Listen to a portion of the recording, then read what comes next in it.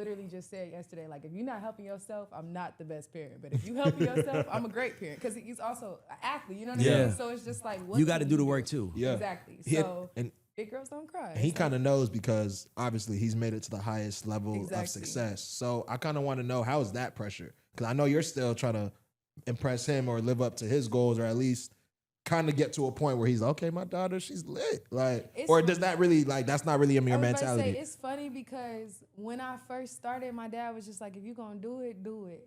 But it's not about, I also never wanted to call myself Don. That came on, it was just like natural. And it was like, okay, we're going to run with it. But I don't feel pressure because he doesn't place pressure on me. It's more so like, it's like the pressure comes from like, you can't stop working. Like, no matter how you got to stay in the process. Yeah, you got to stay in the process. No matter what. And he does not play about that. Like, you chose this.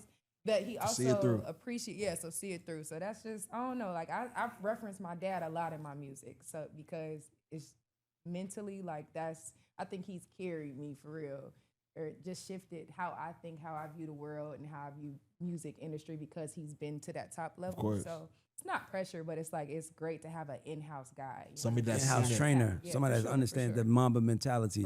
For sure. And Kobe is his favorite athlete, so he's gonna love that. But Really? I remember when I first met you too, I had told you like I love the melodies. Thank you. And I didn't really know that you from Rhythm and Flow, you know, that you could actually do that. So do you think your music this heading forward is gonna be more melodic, or do you think you're gonna kind of be on the bars still? What's so crazy is if you go back to my first project, I've always done melodic. Nobody knows because I'll be on Instagram rapping, and then of course I go do the show and I'm rapping. So like they're like, oh yeah, she's a rapper. But if you go back to 2017, my first song all the way up until now, it's all been melodic. I have probably like, I can count on my hands how many rap songs I have. So is this Big Girls Don't Cry? Is this the record that you're putting out through the United Masters thing? So that you're gonna get, this is gonna get like that big push that. This the one. Yes, this is the one. I'm not gonna lie. We've been working on the past 2 records, and we've definitely seen growth. But this one is like the feedback from it, the energy behind it. It just feels really good, and everybody in office, out like social media. It just feels good. So it's like, okay, let's run with this. Is it go to get signed or just stay independent? I definitely want to get signed. Absolutely. So finish it. You just I definitely want to. I was about to say, because she know that shit. I'm like, tell me. Yeah, because people say, you hear those horror stories, whatever. I'm not worried about that. Those are circumstantial, and it's always something that's left out. You don't hear the whole detail. You don't hear the whole detail. It's always three sides. So, I definitely want to sign to a major label. I definitely want to sign to a major label. Hey, Ray. For sure. And I think I have the work ethic, the versatility. I'm marketable. I think it's, for sure. Why not?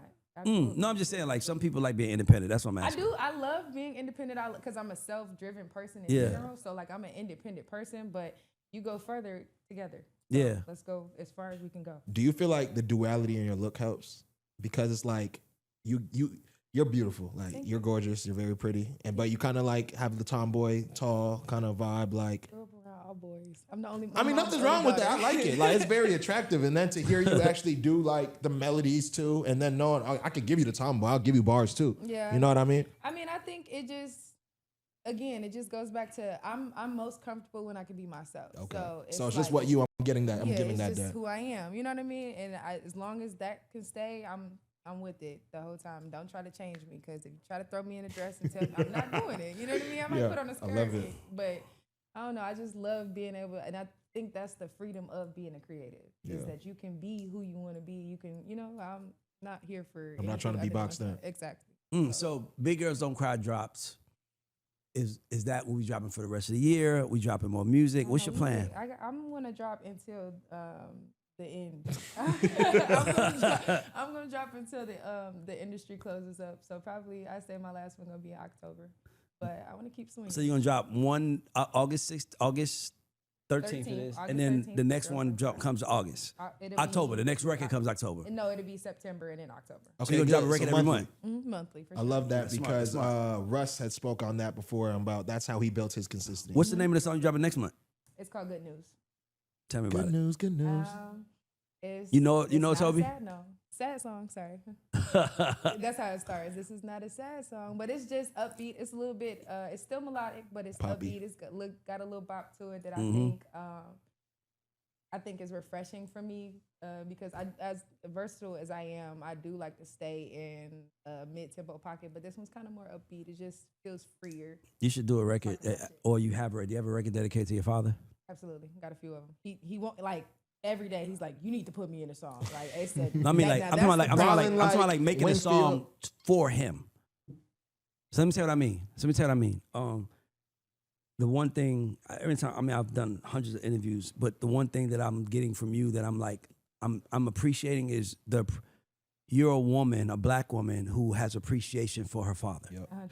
And that's very rare in society. And I think you could break the frame if you did a song like Letter to My Dad, right? Because if I saw Letter to My Dad, that can go either way. It could go a lot of different ways. All the time. He's gonna be like, I told you. Like, no, he says it all the time. No, you should do a letter to your dad. You do a letter to your dad, and you should really like shout him out and thank him.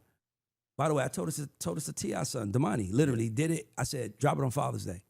And he did it on Father's Day. It was crazy. But I'm like, just do a song. Because see, here's the thing here's a mistake artists are making.